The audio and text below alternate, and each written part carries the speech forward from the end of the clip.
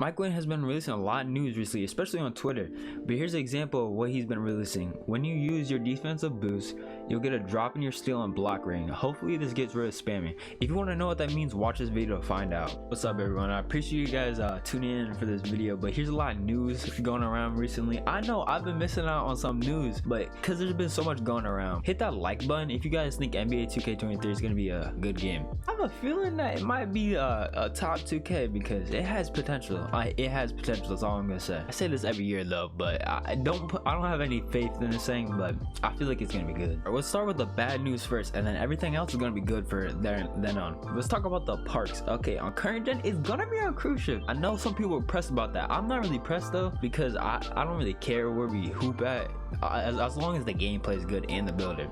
And then next gen is of course going to be in the city. They're not going to go away from the city just after like a couple years, but I don't really care about the parks, but I know some people would care. All right, let's start with the new badge system. There's going to be a tier system for badges. It's going to be one tier is like the worst. There's going to be a lot more badges in that tier. Second tier is going to be the more better than the first tier, but not as good as the third tier. Third tier is going to have elite badges. So say shooting badge like catch and shoot is probably going to be in like the second tier, but badge like limitless range is definitely going to be in the 3 tier, so it's probably going to be one of the better badges in the game. They also removed a lot of badges, but there's going to be 16 badges per category, so I'm assuming there's probably going to be like 8 in the first tier, and then 4 in the second, and then 4 in the first. I like them removing badges though. It gives the game a more simplified aspect of it, because why is catch and shoot and limitless spot up 2 different badges when they're basically the same badge? There's a new badge technically, but it's the core badge. It doesn't take up a badge point, but basically I'm pretty sure it's like grand badge in the past years. So you have to do challenges or a challenge to get this certain badge, and it doesn't take up a badge point at all.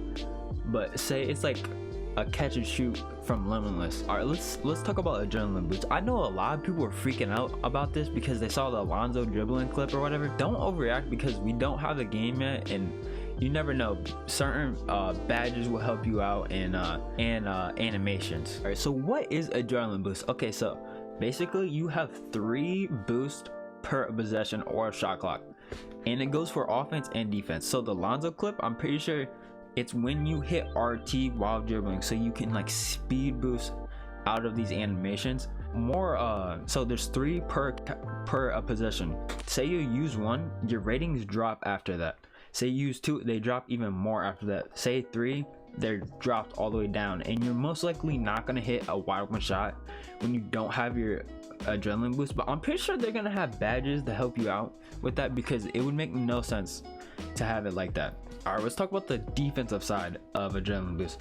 Adrenaline boost is going to stop people from spamming X. I'm like, that's probably one of the best things they've probably added, and the game's not even out yet, and I know this is gonna be like probably the best thing about the game. So say someone is standing in the corner or denying ball, and they're literally spamming X, so you can't even pass the ball to your other teammates, and this allows them to like stop spamming. And let's say you're big in the paint, and it's a big on big, but you have pogo stick and you're jumping, on defense it's only gonna allow you to jump about like 3 times. You can still jump more than that, but your ratings are gonna be dropped all the way down, and it's gonna give the game more of a skill gap, and it's allows people to like have timings and more IQ for the game.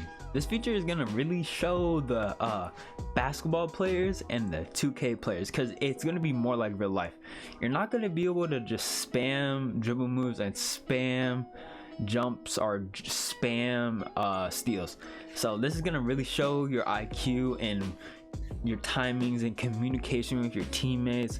I know a lot of people are gonna drop off after this year because they don't know real basketball. Me, I know some basketball, but a lot of people are gonna have trouble next year, I feel. 2K IQ and real life IQ is completely different. Some people think they know basketball because 2K. You don't know basketball because 2K. I'm just letting you know that right now. But this is way more like real life, and I like this feature. It's probably gonna be a really good thing for 2K. Hey, and those 2K players that think they know basketball, hey, watch them play basketball in real life. They be trying to do those 2K dribble moves, bro. Oh my god, bro. If you ever seen a 2K player that's never really played basketball and they try to dribble in real life, they try to dribble like a 2K player. They try to do speed boost cross. I'm like, hey, some people can hoop though that play 2K, but I'm just saying, hey, watch your favorite YouTuber play 2K and then watch them play basketball. It's funny. Alright, so if you're a my team player or a prime player, I know you're gonna really like this new rule. They added the take foul. So if you basically don't know what the take foul is, say you get a defensive rebound and the other center's in the paint, but you also have the ball in the paint, and they just foul you right away and they stop the transition. That's the take foul rule. So basically, if someone fouls you, you're gonna get one free throw and the ball back. So this is gonna eliminate a lot of spamming. Hey, if you're a prime player and you know this for a fact, once you're center or you get the rebound, they immediately foul trying to stop the break. That's good.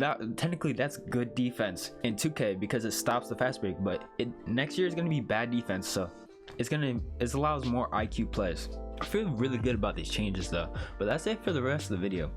I feel like the changes next year is gonna make it more skilled and more IQ game. But I say that every year, and everyone else says that every year, and we always going into 2K think it's gonna be good because we want the game to be good. I know we all want the game to be good. No one, if you want to be bad, I don't know why, but no one wants it to be bad.